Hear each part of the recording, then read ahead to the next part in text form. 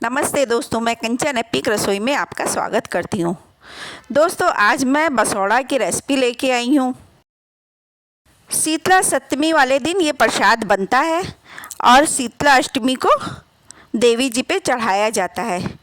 ये प्रसाद एक दिन पहले बनता है और फिर ठंडा करके दूसरे दिन चढ़ाया जाता है, तो एक तरह से ये बासी हो जाता है, तो इसलिए इसका नाम बसौड़ा पड़ा है। तो आज हमने भी गोजा, पिड़किया और मालपुआ बना के तैयार किया है। इसको कैसे बनाते हैं, चलिए शुरू करते हैं। तो शुरू करते हैं हम मालपुआ से।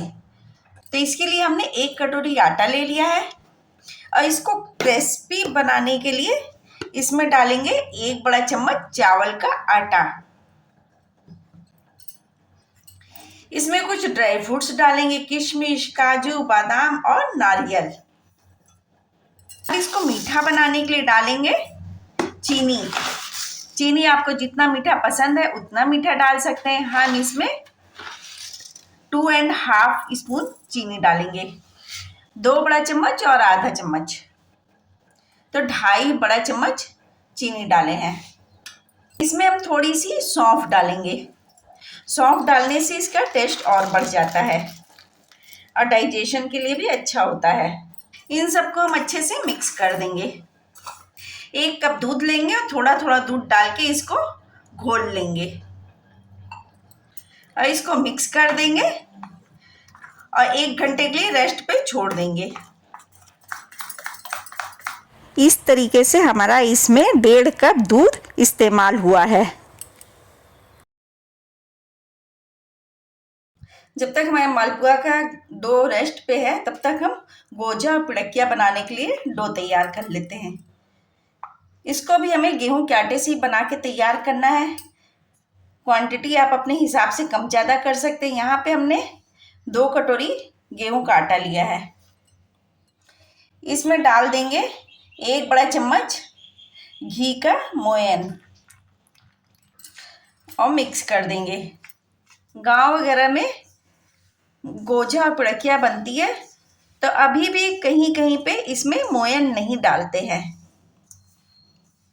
बस गेहूं का नॉर्मल आटा गूंद के उसका गोजा और पिड़किया बना देते हैं। तो अब टाइम चेंज हो रहा है, तो धीरे धीरे लोग इसमें मोयन डालने लगे हैं, जिससे ये खस्ता बने। मोयन बढ़िया से पड़ गया है। नॉर्मल पूड़ी वाला डो तैयार करेंगे। तो अभी भी गांव वगैरह में ये रेसिपी सब गेहूं के आटे से ही बनती है, मैदे से कोई नहीं तैयार करता है। डो अच्छे से लग गया है, इसको भी हम आधे घंटे के लिए रेस्ट पे छोड़ देंगे। गोजा बनाने के लिए इसकी स्टफिंग तैयार करेंगे। तो इसके लिए हमने गुड़ ले लिया है। क्वांटिटी आप अपने हिसाब से कर सकते हैं। हमने लगभग 2 बड़ा चम्मच गुड़ लिया है। इसमें नारियल पड़ता है, तो नारियल हमने काट लिया है। सौंफ आधा छोटा चम्मच, और इसमें सबसे ज़रूरी जो चीज़ पड़ती है वो है सौंठ पाउडर। तो इसको हमने आधा चम्मच लिया है। एक बार को आप नारियल और सौंफ को स्किप कर सकते हैं, लेकिन सौंठ को हम स्किप नहीं कर सकते। सौंठ इसमें ज़रूर पड़ता है। अब इन सबको हम मिक्स कर लेंगे।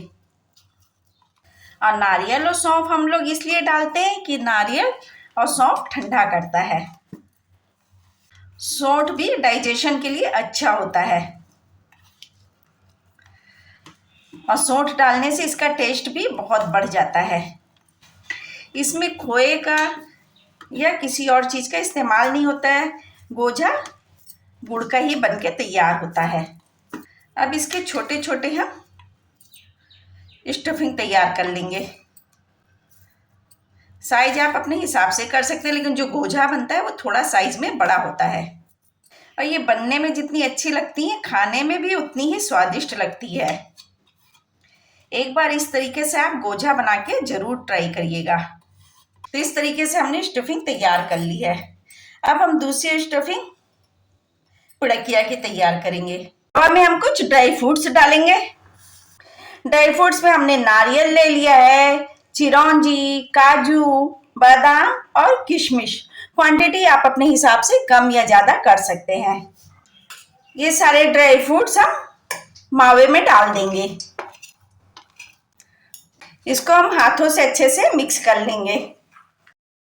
मावा ठंडा हो गया है, इसमें हम चीनी मिला देंगे। इस तरीके से बहुत ही बढ़िया रिच स्टफिंग बनके तैयार हुई है। तो पिड़कियाँ बनाने के लिए हमारा मसाला तैयार हो गया। आधा घंटा हो गया है आटे को रेस्ट करते हुए।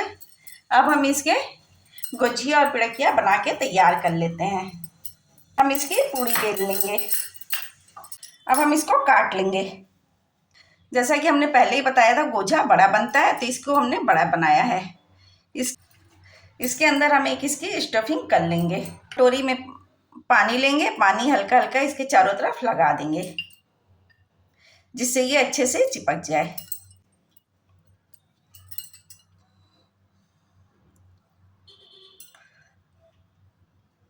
और इसको हम दबाते हुए इसको ऐसे हम चारों तरफ से दबा देंगे।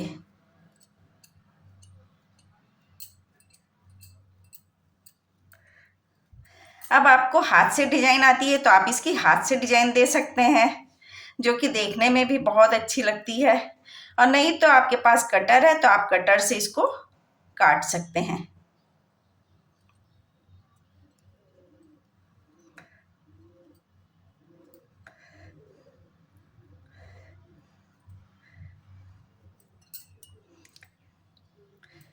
तो इस तरीके से हम सारे गोझे बना के तैयार कर लेंगे।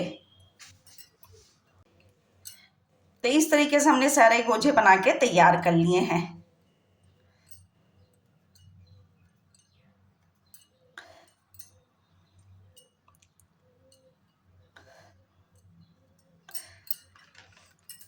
तो देखिए इसकी डिजाइन भी बहुत अच्छी लग रही है। अब हम पिड़कियाँ बना के तैयार करेंगे। इसके लिए भी हमने लोई ले लिए। इसकी भी पूड़ी हम नॉर्मल बनाएंगे, जैसे हम नॉर्मल घरों में पूड़ियाँ बनाते हैं, उसी साइज की और उतनी ही पतली। इसमें भी हम चारों तरफ से पानी लगा देंगे, जिससे ये खुलने ना पाए। और ये स्टफिंग डाल देंगे। पिड़कियाँ गोझे से थोड़ी अलग बनके तैयार होती है। कहीं कहीं पे पिड़कियाँ गोझिया को भी कहते हैं, लेकिन हमारे लखनऊ में पिड़कियाँ ऐसे गोल बनती है।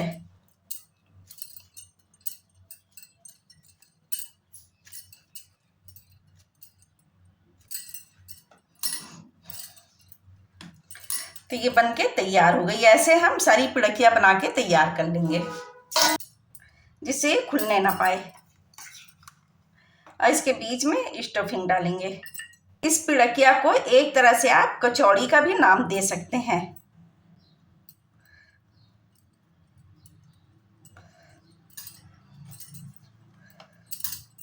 तो ये इस तरीके से बनके तैयार होगी। यहाँ पे हमने घी चढ़ा दिया है, घी गरम हो गया। हम इसमें हम गोझा फ्राई कर लेंगे और इसको हमें धीमी आंच पे ही फ्राई करना है।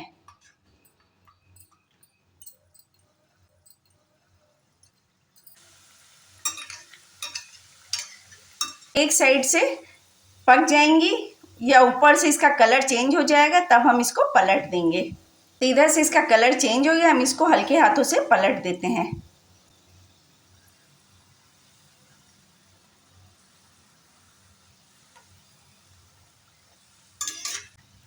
और ऐसे ही धीमी आंच पे हम इसको बना लेंगे।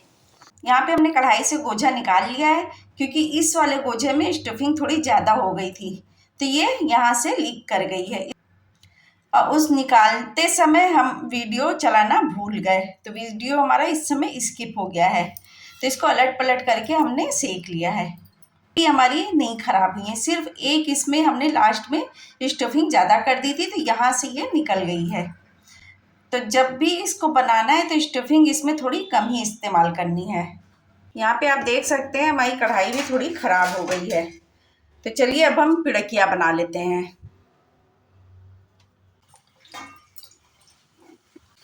इसको भी हमें धीमी आंच पे ही बनाना है। एक साइड से ये फूल गई हैं, इनको हम पलट लेंगे और ऐसे ही अलट पलट करके हम दोनों साइड से इसको सेक लेंगे। यहाँ पे हमने थोड़ी सी गलती कर दी थी, हमें गोजा लास्ट में फ्राई करना था। इसको अलट पलट करके धीमी आंच पे हम क्रिस्पी होने तक सेक लेंगे।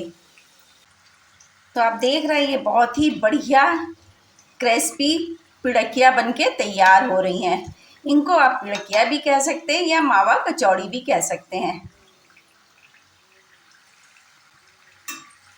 और कितनी फुली फुली बनके तैयार हो रही हैं। इसको हमें धीमी आंच पे ही सेक के तैयार करना है।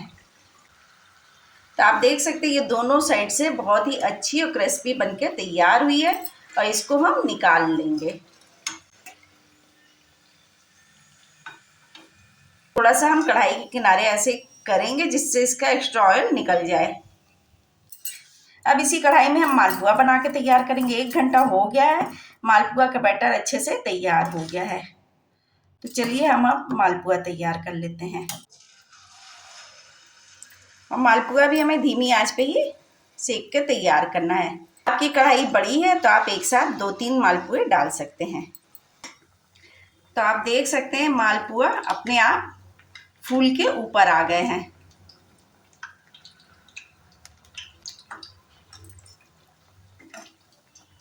और इनको हम पलट देंगे। इसमें आप जाली भी देख सकते हैं, कितनी बढ़िया जाली पड़ रही है। तो इससे पता चलता है कि हमारे मालपुए बहुत ही स्पंजी बनेंगे। तो आप देख सकते हैं दोनों तरफ से आटे के मालपुए बढ़िया स्पंजी क्रिस्पी बनके तैयार हुए हैं। ये दोनों तरफ से लाल हो गए। हम इनको कढ़ाई के किनारे प्रेस करते हुए निकाल लेंगे जिससे इसका एक्स्ट्रा ऑयल इसमें निकल जाए। साइड में दबाते हुए इसको हम निकालेंगे। तो लीजिए शीतला सप्तमी पे बसौड़ा बनके तैयार हो गया है। ये गोजा बन गए हैं, गुड़ के मालपुए बन गए हैं और पिड़किया बन गई है। ये पिड़किया हम आपको तोड़ के भी दिखाते हैं। ये देखिए,